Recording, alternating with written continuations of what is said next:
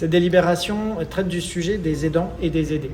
Un Français sur 6 est en situation d'être aidant, c'est-à-dire qu'un Français sur 6 aide quotidiennement une personne en perte d'autonomie ou en situation de handicap pour des gestes de la vie quotidienne qui lui sont indispensables.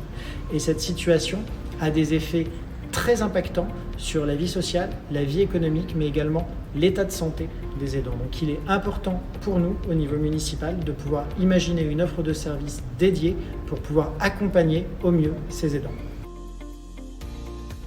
La première problématique, c'est celle de se reconnaître comme aidant. Généralement, les aidants pensent tout simplement qu'ils aident leurs proches, alors que derrière ces situations, il y a un statut avec une offre de service dédiée et ils y ont droit, mais il faut juste réussir à faire qu'ils s'identifient comme tels. C'est la première étape vers l'orientation, vers l'offre de service.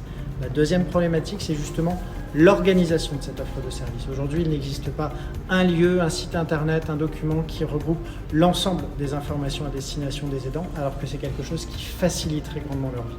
Et la troisième problématique, c'est les irritants administratifs. Nous devons être en capacité de faciliter la vie des aidants quand ils agissent vis-à-vis de l'administration au nom d'un aidé.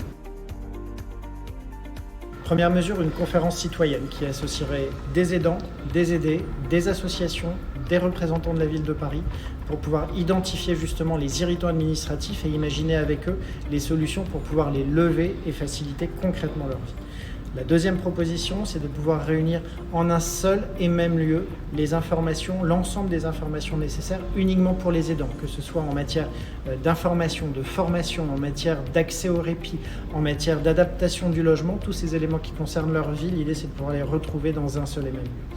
Et troisième sujet, c'est une action spécifique à destination des jeunes aidants, tous ces jeunes qui sont dans des familles où il y a un enfant, un parent, un grand-parent en situation de handicap ou en perte d'autonomie et qui se retrouvent embarqués dans cette solidarité avec un impact concret sur leur scolarisation ainsi que sur leur socialisation. Nous devons pouvoir imaginer avec le service social scolaire des dispositifs de repérage et d'orientation de ces personnes, de ces jeunes, pour pouvoir accompagner cette situation d'aidance.